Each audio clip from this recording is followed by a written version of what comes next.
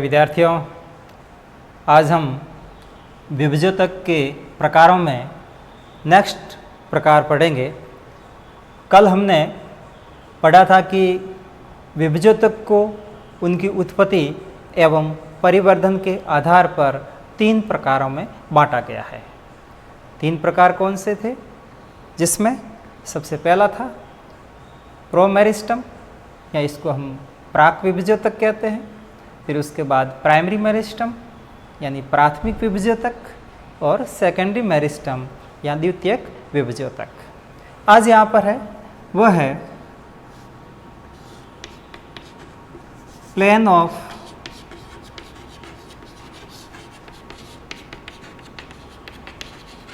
Division on the basis of plane of division, या फिर हिंदी में हम कहें तो विभाजन के तल के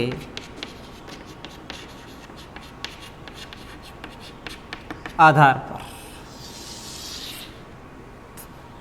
तो विभाजन के तल के आधार पर विभज्योतक 3 प्रकार के। पहला है मास मेरिस्टम, इसको हम संहति विभज्योतक कहते हैं।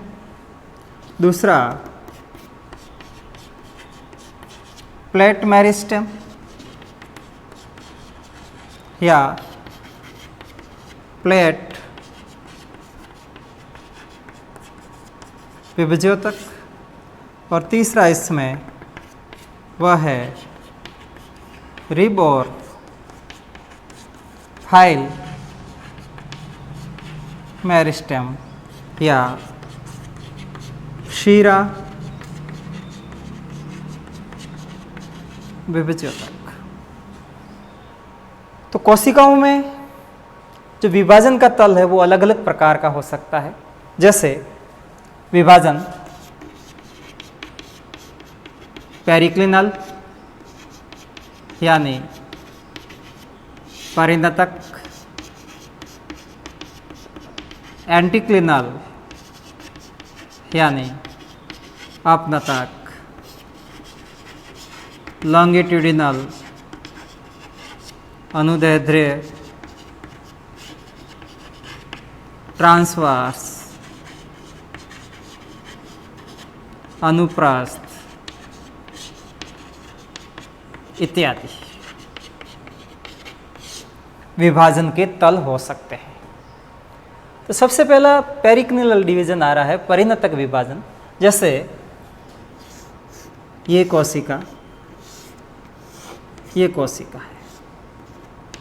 तो ये कोशिका की परिधि है।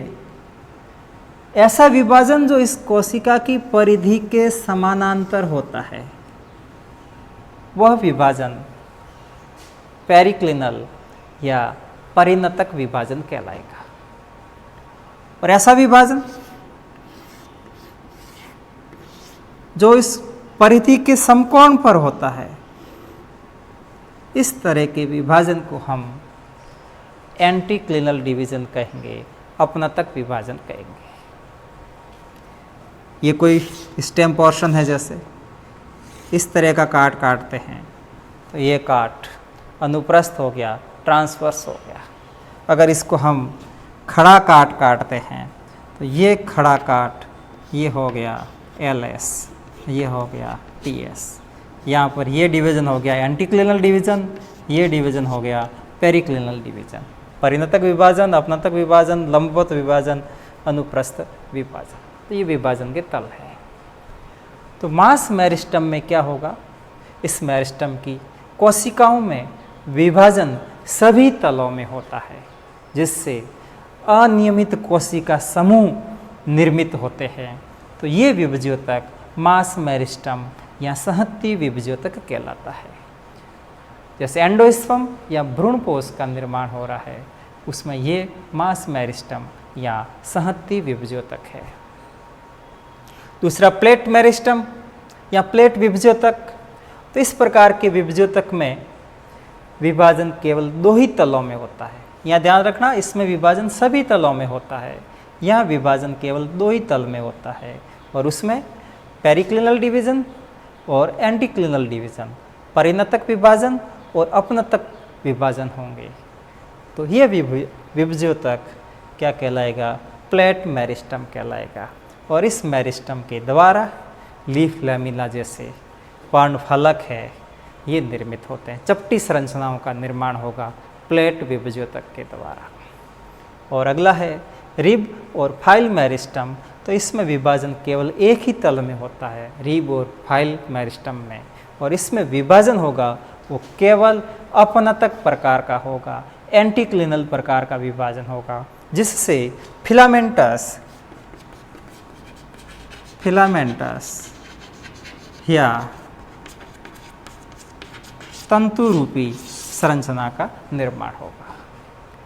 तो एक बार और वापस, इसमें विभाजन सभी तलों में, इसमें पेरिक्लिनल डिवीजन हो सकता है, एंटीक्लिनल हो सकता है, लॉन्गिट्यूडिनल हो सकता है, ट्रांसवर्स डिवीजन हो सकता है। प्लेट मेरिस्टम में विभाजन 2 तल में, इसमें पेरिक्लिनल और एंटीक्लिनल डिवीजन होंगे, और रिब और फाइल मेरिस्टम में विभाजन का तल केवल एक ही रहेगा और इसमें केवल एंटीक्लिनल या अपनतक प्रकार के विभाजन होते हैं।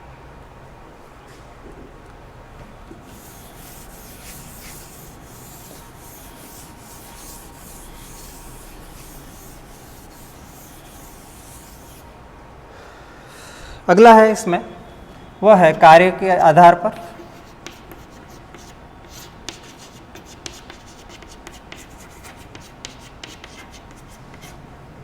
Based on function. और कल बताया था कि कार्यों के आधार पर भी विभज्योतक 3 प्रकार के होते हैं, जिसमें पहला है वह है प्रोटोडर्म यानी प्राक्तवक, दूसरा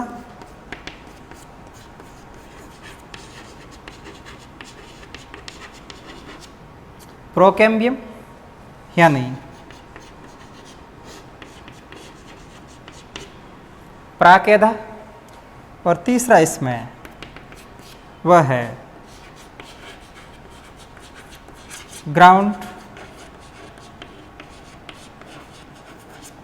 मेरिस्टम या भरण विभज्योतक। यदि हम प्लांट का स्टेम ले लेते हैं, एंजियोस्पर्म पादप का, उस स्टेम का टीएस काटते हैं, ट्रांसवर्स सेक्शन, तो बाहर से अंदर की तरफ अपन जाएंगे तो सबसे पहले जैसे एपिडर्मिस या बाह्य त्वचा आ गया, फिर उसके बाद हाइपोडर्मिस है तो हाइपोडर्मिस आ जाएगा, हाइपोडर्मिस यानी अधोत्वचा, फिर आ जाएगा कॉर्टेक्स यानी वल्कूट आ जाएगा, फिर उसके बाद आ गया पेरिसाइकल यानी परिरंभ हो गया, उसके बाद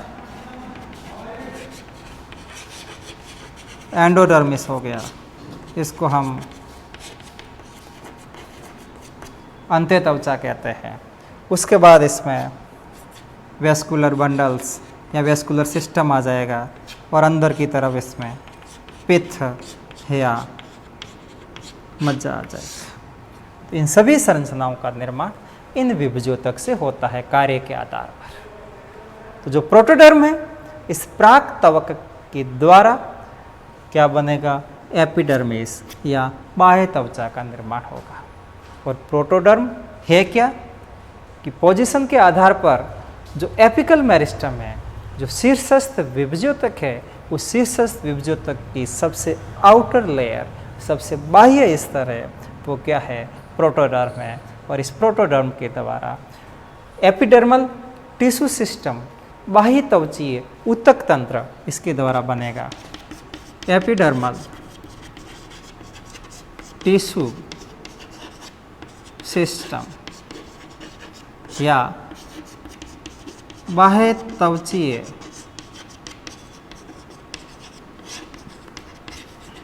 ऊतक तंत्र का निर्माण होगा। फिर इसके बाद प्रोकैम्बियम या प्राकेधा, इस प्रोकैम्बियम से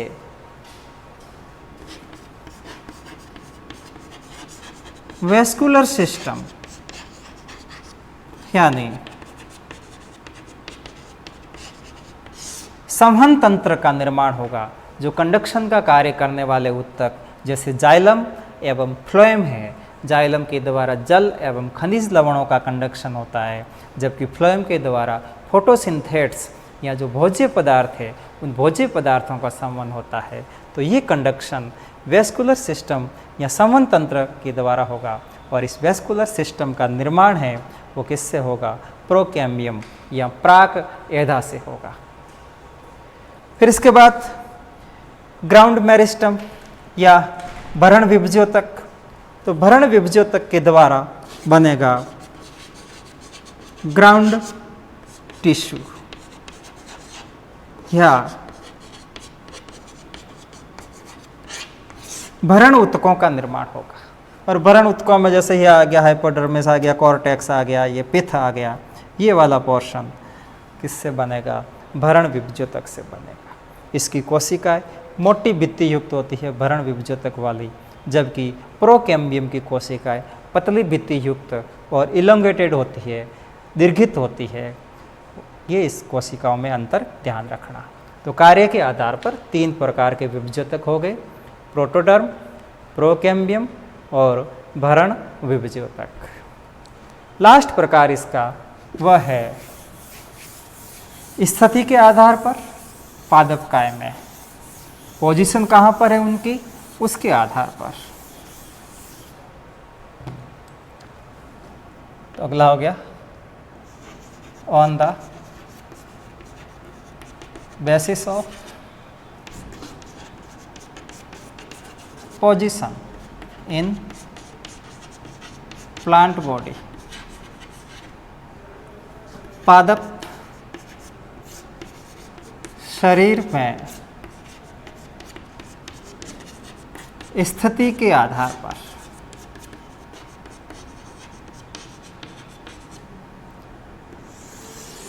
पादप शरीर में स्थिति के आधार पर भी विभज्योतक 3 प्रकार के होते हैं। आपको बता रखा है। पहला प्रकार इसमें एपिकल मेरिस्टेम, इसको हम शीर्षस्थ विभज्योतक कहते हैं। और शीर्षस्थ विभज्योतक में 2 प्रकार आप ध्यान रखना। एक है इसमें पररोह शीर्षस्थ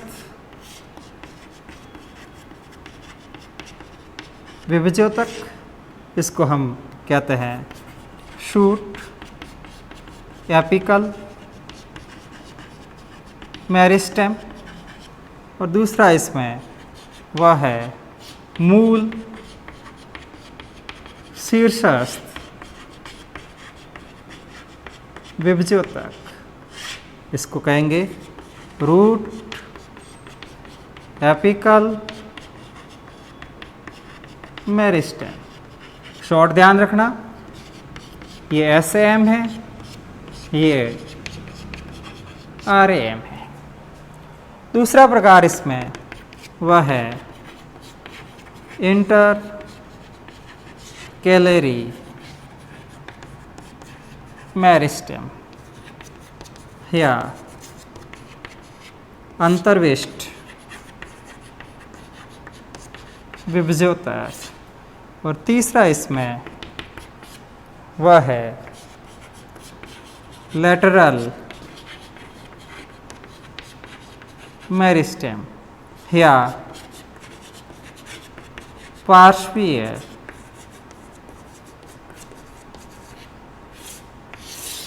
विभज्योतक। तो इसको समझने के लिए हम एक एपिकल पोर्शन बना रहे हैं।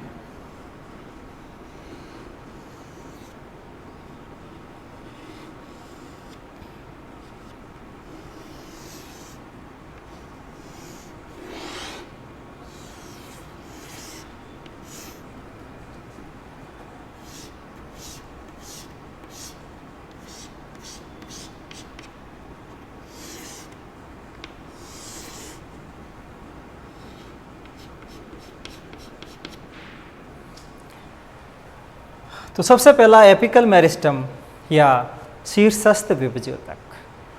तो नाम से स्पष्ट है, इस प्रकार का विभज्योतक पादप के ग्रोइंग एपाइसेज या वृद्धिशील अग्रकों पर पाया जाता है, जिसमें वो मूल के शीर्ष पर और पर्रों के शीर्ष पर उपस्थित होगा। यदि मूल के शीर्ष पर वो है तो इसे रूट एपिकल मेरिस्टम कहते हैं, जबकि पर्रों के शीर्ष पर है तो उसे शूट एपिकल मेरिस्टम कहेंगे। Shoot apical meristem terminal position में होता है, जैसे ये शूट प्लांट का पार्ट शीर्ष पोजीशन यहाँ पर है, ये शूट एपिकल मेरिस्टम है। पर्रो शीर्षस्थ विभज्योतक, जबकि मूल शीर्षस्थ विभज्योतक है वह सब टर्मिनल पोजीशन में होता है। सब टर्मिनल पोजीशन में क्यों होगा कि जैसे ये रूट का पार्ट है, ये रूट है, तो रूट के यहाँ पर ये जैसे मेरिस्टम है, तो ये मेरिस्टम रूट केप के द्वारा घिरा हुआ रहता है, मूल गोप के द्वारा घिरा हुआ रहेगा। तो शीर्ष पोजीशन में कौन आ गया? रूट कैप आ गई। इसके अंदर की तरफ है ये रूट एपिकल मेरिस्टम। तो ये रूट एपिकल मेरिस्टम सब टर्मिनल पोजीशन में होता है, जबकि शूट एपिकल मेरिस्टम है वह टर्मिनल पोजीशन में होता है। ये बड प्राइमोर्डिया है, लीफ प्राइमोर्डिया है, इसको हम पर्ण आद्यक कहते हैं, पर्ण आद्यक या इसको लीफ प्राइमोर्डिया कहेंगे। ये इसकी ब्रांचेज है, ये वाला पोर्शन इसका नोड का है, ये भाग नोड या पर्वसंधि का है। तो शीर्ष पोजीशन पर कौन सा विभज्योतक? एपिकल मेरिस्टम होगा, शीर्षस्थ विभज्योतक होगा। फिर उसके बाद इंटरकैली मेरिस्टम, अंतर्विष्ट विभज्योतक। तो ये विभज्योतक इस एपिकल मेरिस्टम का ही भाग होता है, परंतु पर्वसंधि बनने के कारण इस विभज्योतक का कुछ भाग पीछे छूट जाता है और वह विभज्योतक चारों ओर से स्थायी कोशिकाओं के द्वारा घिर जाता है। तो ये विभज्योतक क्या होगा? इंटरकैलरी मेरिस्टम होगा, अंतर्विष्ट विभज्योतक होगा।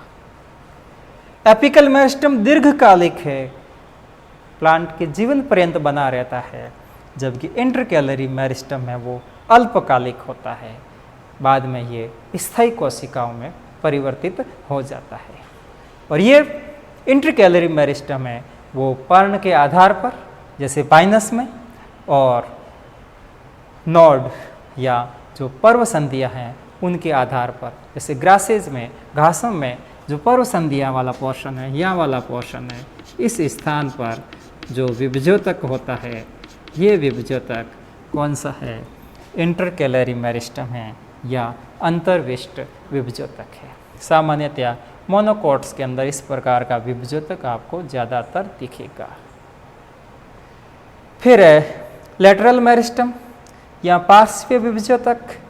तो प्लांट के लेटरल साइड में यहाँ पर जो विभज्योतक उपस्थित है, इस विभज्योतक को हम पार्श्वीय विभज्योतक कहते हैं।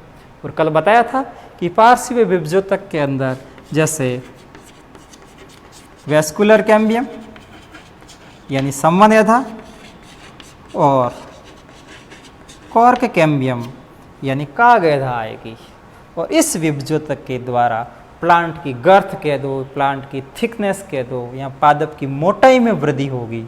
पादप की मोटाई में वृद्धि हुई किसके द्वारा हो रही है? लेटरल मेरिस्टम के द्वारा। और कल बताया था कि लेटरल मेरिस्टम एक सेकेंडरी मेरिस्टम है, द्वितीयक विभज्योतक है, प्राइमरी मेरिस्टम ये नहीं है। जबकि ये दोनों प्रकार के विभज्योतक, एपिकल मेरिस्टम और इंटरकैलरी मेरिस्टम, ये प्राइमरी मेरिस्टम है। और इस मेरिस्टम के द्वारा, एपिकल मेरिस्टम के द्वारा पादप की लंबाई में वृद्धि होगी। तो प्यारे विद्यार्थियों, अभी तक हमने विभज्योतक, विभज्योतक के सामान्य लक्षण और विभज्योतक के विभिन्न प्रकारों का अध्ययन किया है। नेक्स्ट वीडियो में हम स्थायी ऊतक, परमानेंट टिश्यू का अध्ययन करेंगे। परमानेंट टिश्यू में सिंपल परमानेंट, कॉम्प्लेक्स और सेक्रेटरी ये आएंगे।